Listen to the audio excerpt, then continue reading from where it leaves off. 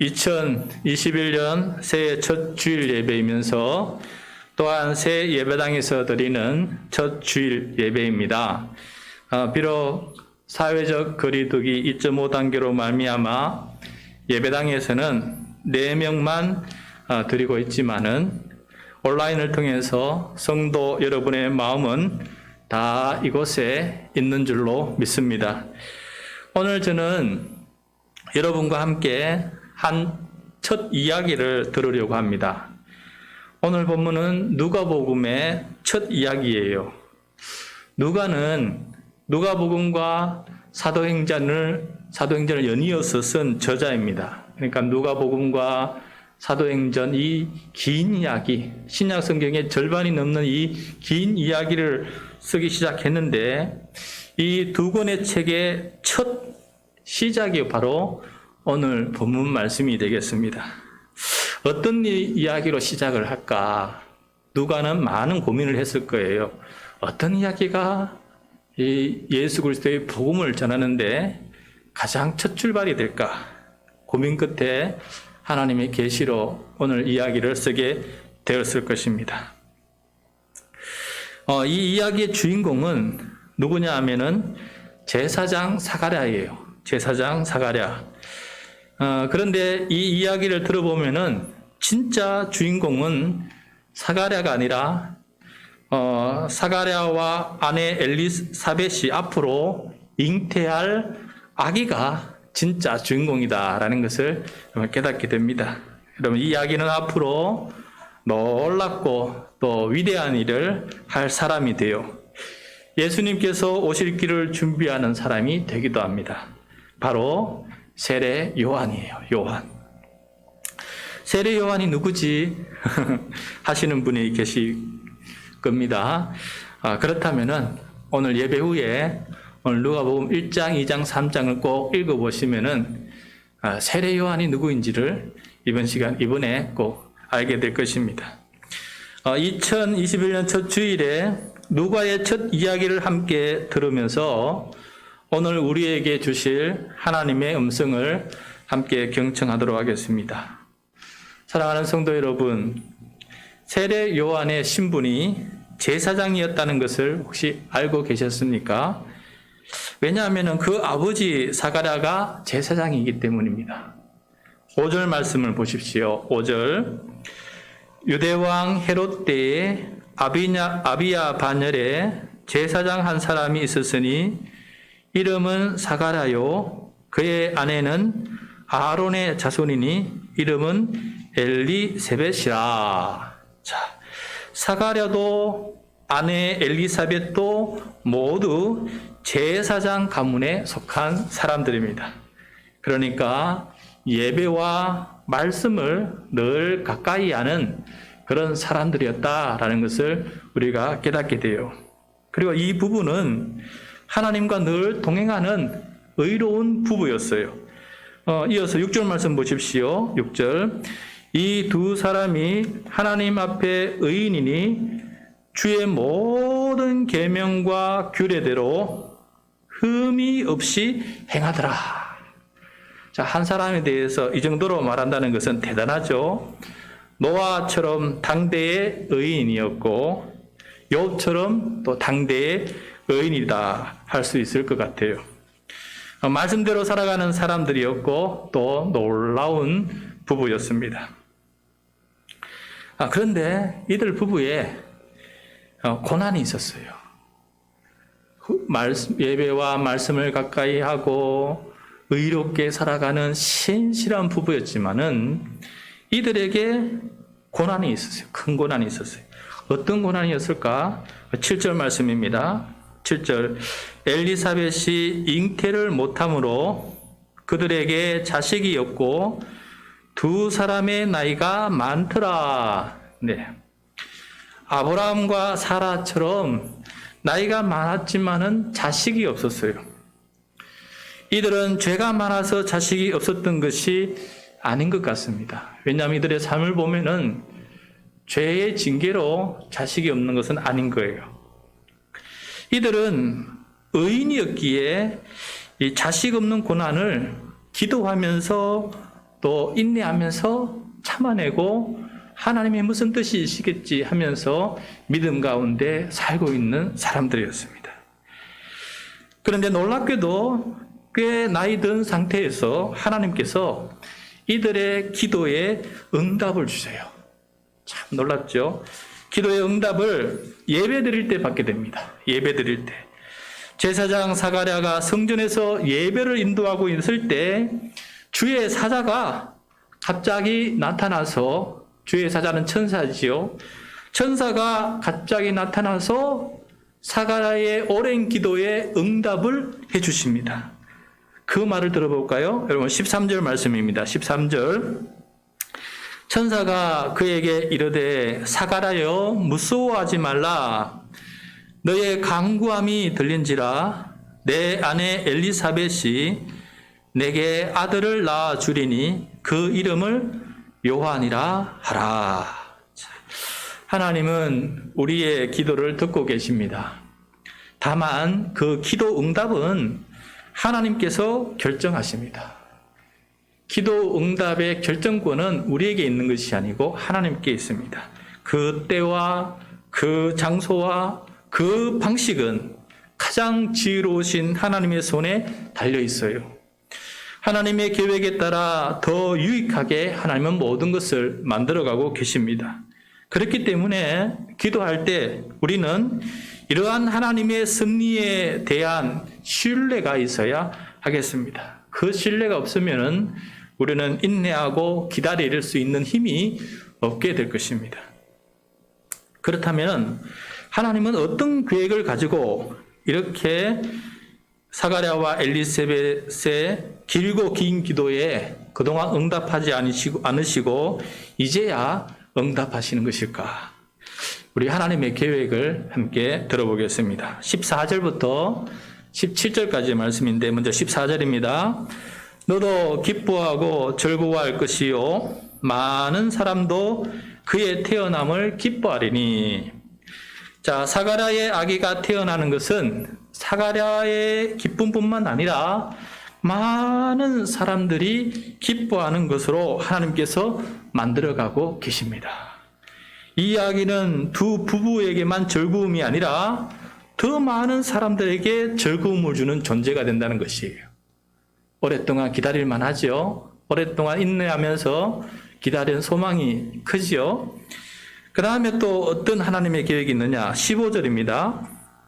이는 그가 주 앞에 큰 자가 되며 포도주나 독한 술을 마시지 아니하며 모태로부터 성령의 충만함을 받아.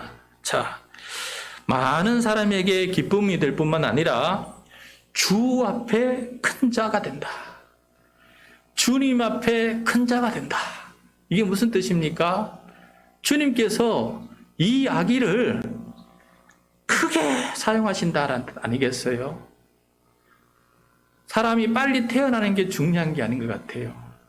늦게 태어나더라도 주님 앞에 신실하게, 위대하게, 보배롭게 쓰임받는 것, 이것이 더 값진 거 아니겠습니까? 그런 선물을 지금 하나님께서 계획하고 계셨던 거예요. 여기서 포도주나 독한 술을 마시지 않는다는 말은 구약시대의 나시린처럼 하나님의 특별한 목적을 위해서 그가 금욕적인 삶을 살아간다는 것이에요. 삶을 절제할 줄 안다는 것이에요. 술에 취하지 않고 살아간다는 거예요. 그럼 술에 취하지 않고 무엇에 취해 사느냐? 오늘 말씀에 보면은 성령에 충만해진다. 성령에 충만해진다라고 말씀하고 있어요. 근데 언제부터요? 언제부터 성령에 충만해집니까? 우리는 이해할 수 없는데 모태로부터, 엄마의 뱃속에 있을 때 태아 때부터 하나님께서 성령으로 충만케 하신다는 거예요. 우리는 이해할 수 없는 방식인데 하나님은 하실 수 있는 방식이에요. 그래서 신비로운 일입니다. 그만큼 이 아기를 향한 하나님은, 이 아기를 향해서 하나님은 놀라운 계획을 가지고 또 준비하시고 앞으로 또 쓰실 것이다 라는 이 계획을 사가랴에게 들려주신 거예요. 도대체 주 앞에서 크게 쓰임받아 어떤 일을 하게 되는 것일까? 그러면은 그가 앞으로 할 일이 뭐냐라는 거예요. 16절입니다. 16절. 이스라엘 자손을 주 곧 그들의 하나님께로 많이 돌아오게 하겠습니다. 하나님께로 돌아간다는 말은 이거 우리가 자주 쓰는 말이에요. 성경적인 용어로 회개라 그래요. 회개. 회개라는 것은 하나님 아닌 것을 향해서 걸어가던 삶을 되돌아서 다시금 하나님께로 유턴해서 가는 것을 가리켜서 회개라 그러는 거예요. 그래서 하나님께로 돌아온다는 것은 백성들이 회개를 하고 하나님께로 돌아온다는 얘기예요. 그 일을 하도록 하나님께서 이 요한을 사용하신다는 것이죠. 그 다음 또 17절입니다. 17절. 그가 또 엘리야의 심령과 능력으로 주 앞에 먼저 와서 아버지의 마음을 자식에게 거스르는 자를 의인의 슬기에 돌아오게 하고 주를 위하여 세운 백성을 준비하리라. 아멘.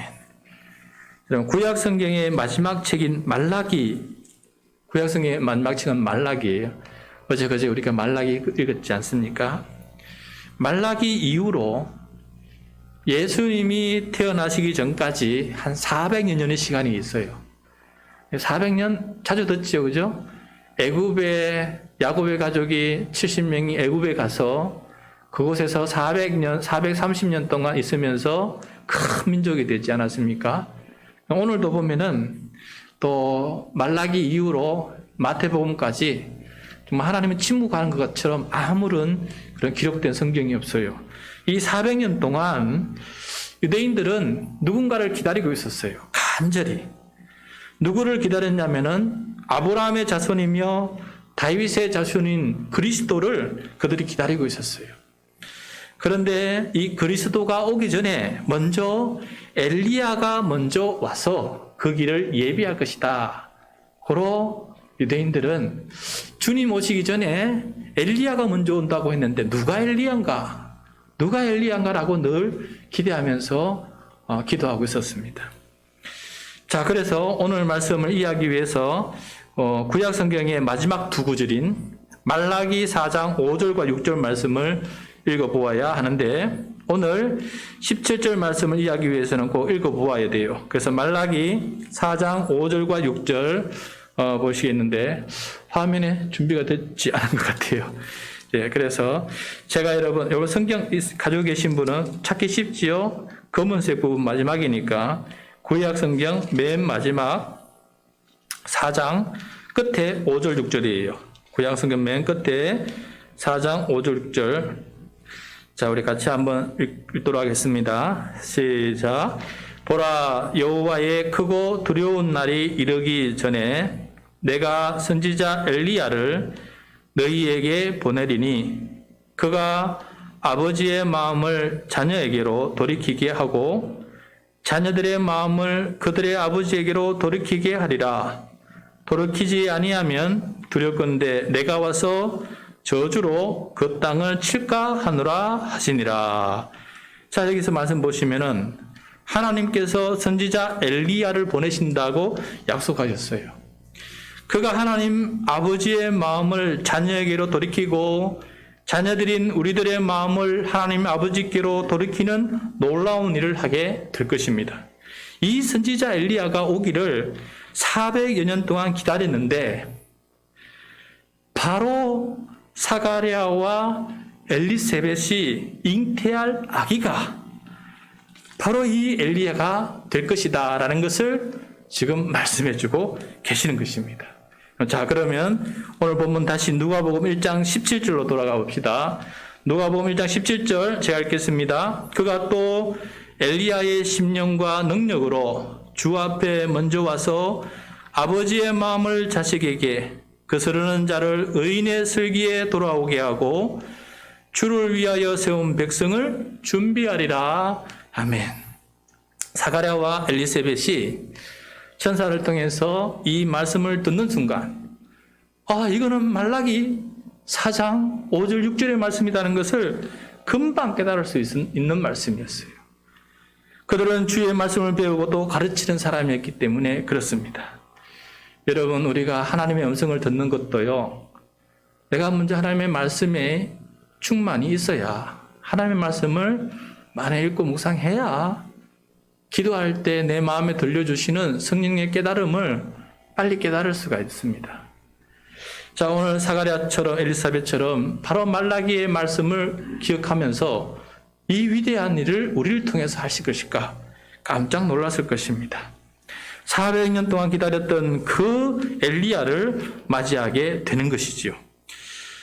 그래서 자신들이 앞으로 잉태할 아기가 유대 민족이 400년 동안 기다려온 바로 그 선지자 엘리야가 됨으로써 그가 나중에 이름을 요한이라는 이름을 얻게 됩니다. 요단강에서 회개의 세례를 베풀면서 요단강의 사람들을 불러 모아놓고 백성들에게 회개하라, 하나님께로 돌아오라 라고 선포를 합니다. 그리고 그 증표로서 물속에 빠졌다가 옛사람은 죽고 물속에서 올라오면서 새사람이 되어서 이제부터 모든 죄를 씻고 하나님의 백성으로 살아가기를 다짐하는 그 위대한 일들을 하게 되었는데, 많은 사람들이 이 세례 요한에게 와서 요단강에서 세례를 받고 회개하고 하나님께로 마음을 돌리게 되었어요.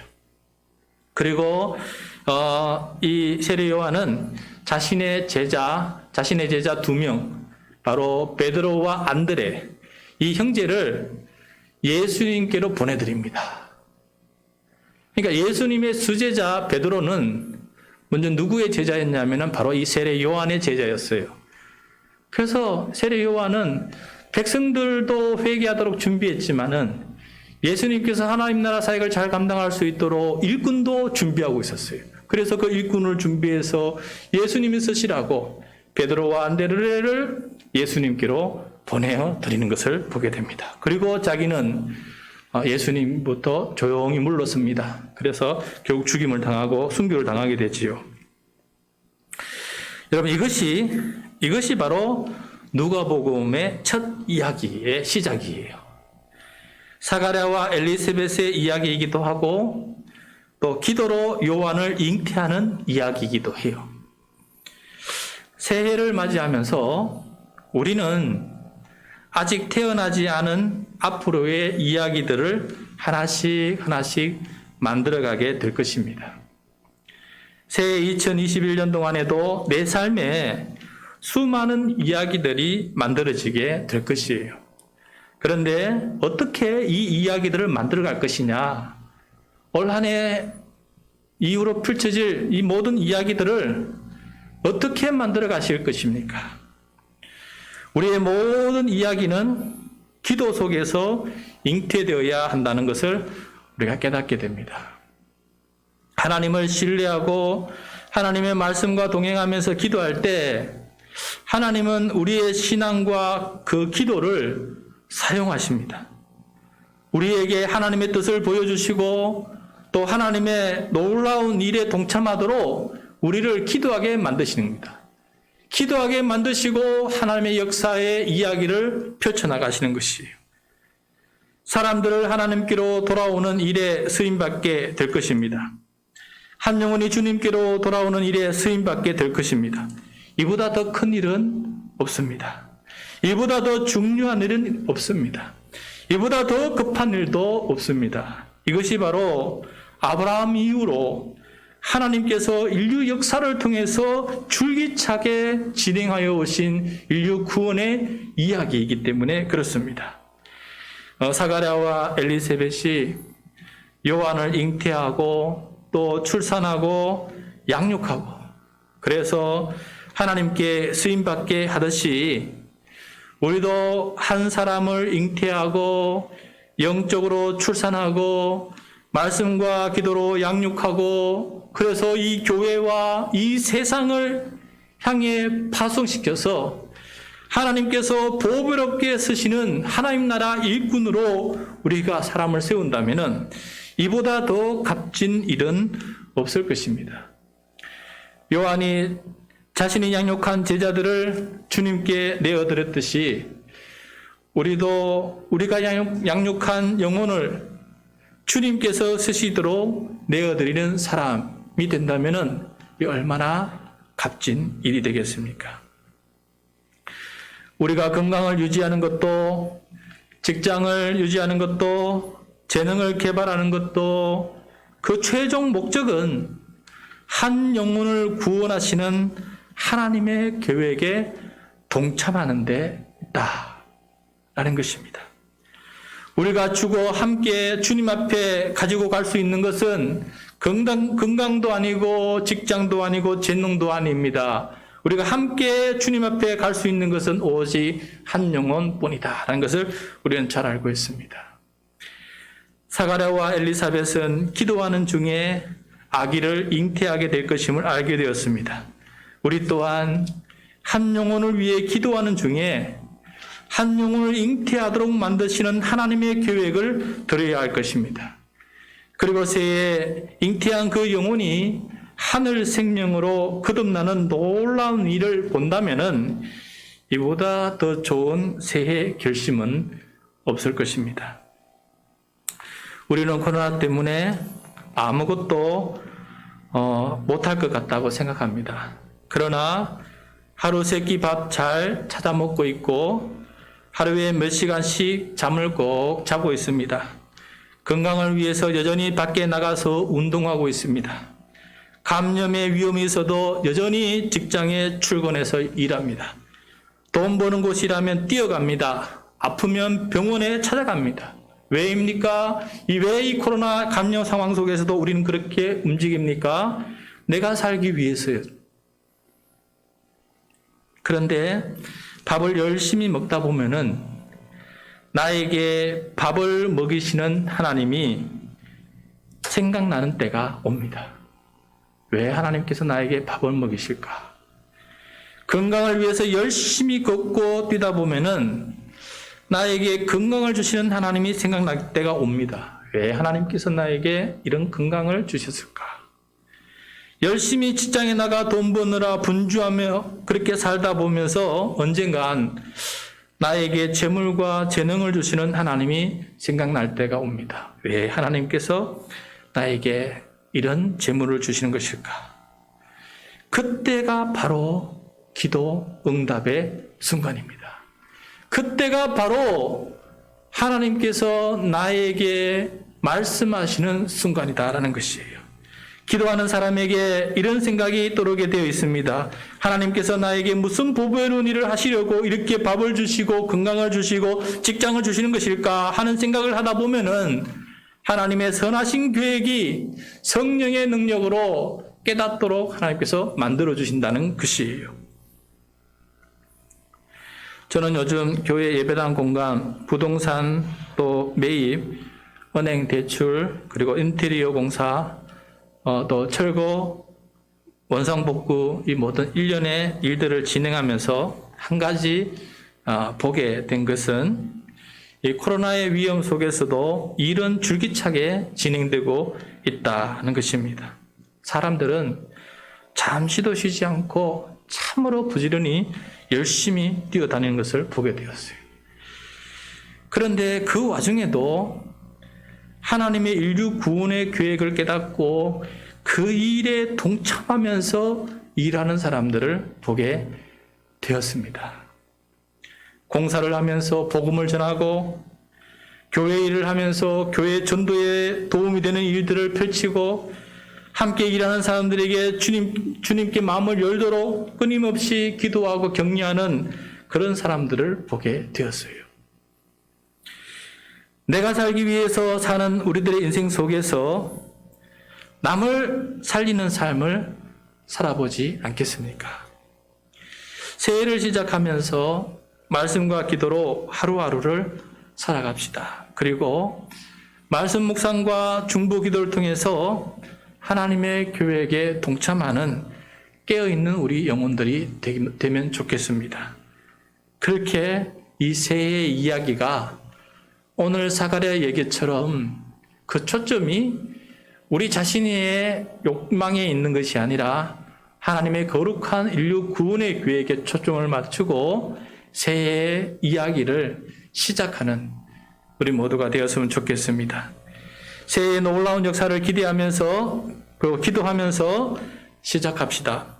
하나님께서 만들어 가시는 이 구원의 이야기를 우리가 함께 써봅시다. 그래서 나에게만 기쁨과 즐거움만이 아니라 많은 사람들에게 또 무엇보다도 하나님께 기쁨이 되는 이야기들을 만들어가는 새해가 되기를 축원합니다. 그래서 때마다 일마다 하늘 평강이 가득가득 넘치는 우리 모든 성도 되시기를 바라고, 이 올 한 해에 쓰여지는 우리들의 이야기 속에 하나님의 이야기가 중심이 되는 우리 모두가 되기를 소원합니다. 기도하겠습니다.